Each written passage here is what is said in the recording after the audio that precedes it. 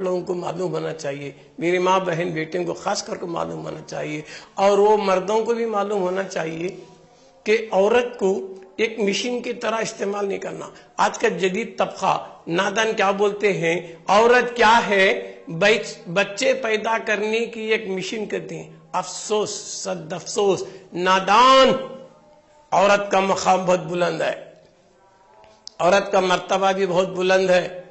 اگر عورت بیمار ہے تو شوہر پر لازم ہے کہ اپنے ہاتھوں سے اسے کھانا بھی کھلائے، اسے ٹائم پہ دوا بھی پلائے، پانی بھی پلائے، ضرورت پڑنے پر یہاں تک بزرگوں نے سمجھایا کہ تیل لگا کر اس کے سر میں چوٹی میں کنگھی بھی کر لیا جائے۔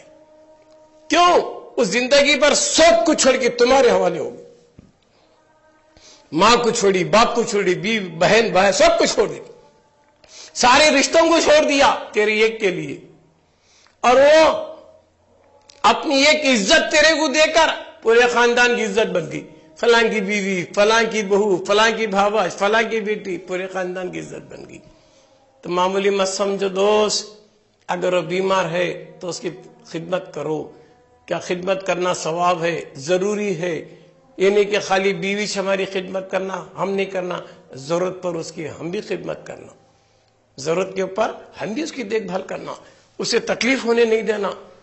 بیوی کو جتنا تم خوش کریں گے اتنا زیادہ ثواب ہے، بیوی کے ساتھ جتنا حسن سلوک سے تم پیش آئیں گے اتنا زیادہ ثواب ہے، عورت جتنا خوش ہو جائیں گی اتنا تمہارے حق میں برکت ہوں گی۔ تو لہذا حضور نے بھی ازواج مطہرات کو ہر طرح خوش کرنا چاہا، ہر طرح سے خوش کرنا چاہا، ہر طرح سے۔ ہر ایک بیوی یہ سمجھتی تھی کہ میری سے زیادہ سرکار کسی اور سے خوش نہیں ہوں گے، کیسا سلوک ہوگا۔ میرے سرکار نے بتا دیا کہ عورتوں پر ظلم نہ کیا جائے، عورت کمزور ہے، نادان ہے، اسے حکمت سے محبت سے موڑا جائے، ہے نا۔ انہیں سب کو چھوڑ کے آئی ہے تو شوہر کے اندر اسے باپ کی بھی محبت ملنا، ماں کی بھی محبت ملنا، بھائی کی بھی محبت ملنا، سارے حقوق سارے خاندان والوں کی محبت دے کے سب کو ٹھوکر مار دے گی ایک شوہر کے لیے۔ اگر شوہر بھی ظالم نکلا، جابر نکلا تو اس کے لیے بد دعائیں ہیں۔ کیوں؟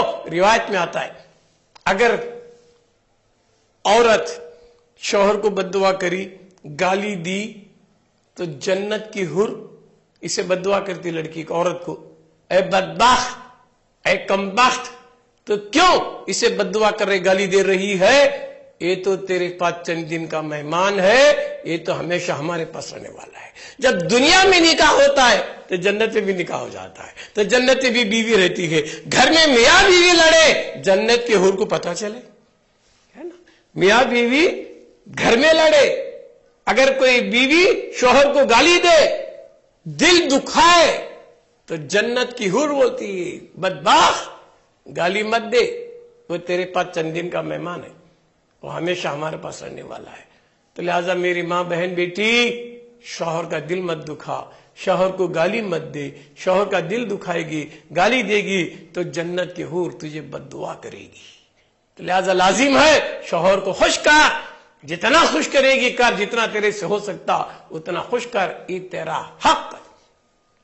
جتنا خوش کرے گی انشاءاللہ اتنا اللہ رسول تیرے سے راضی ہو جائے گی۔ اچھا، مردوں کو معلوم ہونا عورت معمولی نہیں ہے، سب کو چھوڑ کے ہمارے پاس آئی ہے، تو ہمارا فرض بنتا ہے اس کے ساتھ بہت ہی اچھے انداز میں محبت سے، اخلاص سے، خلوص سے، چاہت سے ملتے رہیں۔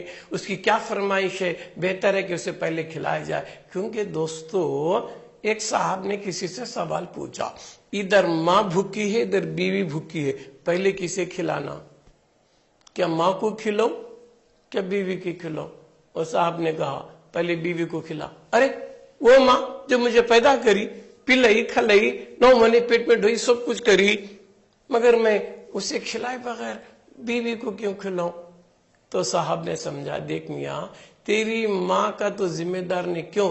تیرا باپ تیری ماں کا ذمہ دار ہے، تیرے اور بھائیاں ہیں نہیں، انہوں تیرے ماں کے بھی ذمہ دار ہیں، مگر ان کے بیویاں خوش ہیں تو ان کا ماں کو بھی کھلائے، مگر تیری بیوی مجبور ہے، بھوکی پیاسی ہے، تو ماں سے زیادہ تیری بیوی کو کھلاؤ، تیرا حق ہے۔ کیوں؟ انہیں سب کو چھوڑ کے تیرے پاس آئی ہے، اسے کوئی اور نہیں سے کھلائے، ہے نا۔ کیا تیری غیرت کا وعدہ کرے گی کہ تیری بیوی غیر کا کھائے؟ तेरी बीवी भीख मांग के खाए, क्या पसंद है? नहीं, तू भूखा रहो मगर तेरी बीवी को पहले खिलाओ, है ना। तो लिहाजा बीवी का बड़ा हक होता है, उसे जरूर पहले खिला, उसकी देखभाल कर, उसे दुख मत दे, दर्द मत दे, और जितना वो रोती रहेंगी उतना तेरे लिए अजाब है, जितना बीवी तेरे से खुश रहेंगी उतना सवाब है। तो लिहाजा मेरे दोस्तों, मेरे बुजुर्गों, ये भी याद रखो, आजकल लोगों में ये झगड़े पंचायत क्यों हो रही? दीन की तालीम नहीं होने की वजह से। औरत दीन से जाहिल है, इसे मालूम नहीं बीबी फातिमा की अदाएं, उसे मालूम नहीं बीबी आयशा सिद्दीक़ा रज़ी अल्लाह के किरदार, उसे मालूम नहीं उम्मुल बीबी खुदीजतुल कुबरा के किरदार।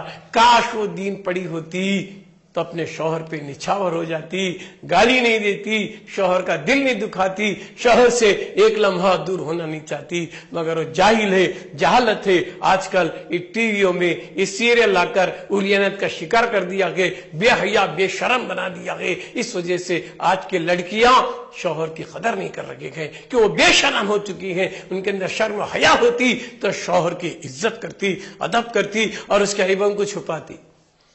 शौहर के ऐबों को छुपाना ये औरत का काम है, औरतों के ऐबों को छुपाना ये मर्द का काम है। तो कुरान क्या बोलता है?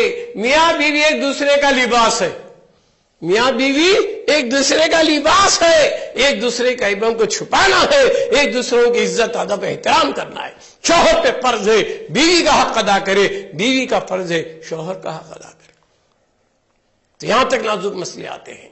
तो दोस्तों, फिक़ह का मसला यहां तक है, अगर औरत रोटी भी पका रही है, रोटी पकाने में आटा भी गूंद रही है, शौहर तलब करे, लाजिम है वो काम छोड़ के शौहर का हक अदा करे। इतना नाजुक मसला है ना। तो हर हाल में शौहर को राजी करना होगा, ये बीवी का काम है। और शौहर का काम है कि हर तरह उसका ख्याल रखा जाए, उसके हुकूक अदा किया जाए, टाइम पे उसे खिलाया जाए, पिलाया जाए, रहने का घर का इंतजाम किया जाए। तो दोस्तों, बीवी नौकरानी बन को घर को नहीं है, ये भी याद रखो। लोग बोलते हैं हमें कर को लाए कहीं को काम काजा करने के वास्ते, तुझे काम करने, ये करने, बर्तन साफ करने, पकाने। अरे बीवी का काम नहीं, वो क्या की मोहब्बत में पका रही है, शौहर के मोहब्बत में पका रही है। जब उसका हक, जब अपना सब कुछ कर रही बोलने से पहले, तो तुम्हारा भी फर्ज बनता है उसके पूछने से पहले उसके हक अदा कर दे, है ना। सब कुछ कर रही है उन्हें, है ना, उन्हें कहीं कोई निके में तेरे हुकूक अदा करने। क्यों? ताकि नस्ल बरतरी बढ़े। नस्ल जितना बढ़ेंगी उतना उम्मत मोहम्मदी फैलेगी। तो मेरे सरकार